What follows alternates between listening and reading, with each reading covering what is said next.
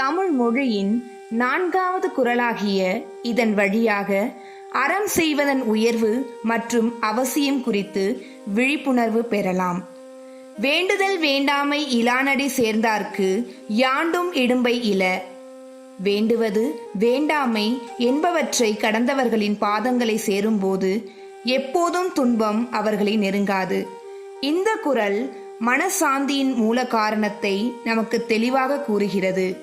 மனித வாழ்வின் நோக்கம் ஆசையையும் வெறுப்பையும் கடந்து நற்குணத்தையே அடைய வேண்டும் என்பதுதான். இன்றைய உலகில் நாம் அடையும் மன அழுத்தம், பதட்டம், கவலை போன்றவை அனைத்தும் ஆசை மற்றும் எதிர்பார்ப்பின் விளைவுகள். திருவள்ளுவர் கூறுவது போல, ஒரு மனிதன் ஆசையற்ற நிலையை அடைந்தால் அவனது வாழ்க்கை முழுவதும் துன்பமின்றி அமைதியாக அமையும். இது நமக்காக ஒரு அழைப்பு. வாழ்க்கையில் எதை நாடுகிறோமோ அதை செய்வதில் உறுதி இருக்கட்டும். ஆனால் அதற்கான பற்று மற்றும் பிடிவாதத்தை விட்டுவிட்டு செயற்படுவது அறத்தின் உயர்ந்த வடிவமாகும்.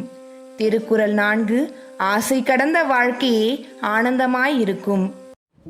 வீடியோ பிடிச்சிருந்தா கமெண்ட் பண்ணுங்க, லைக் பண்ணுங்க, சப்ஸ்கிரைப் பண்ணுங்க.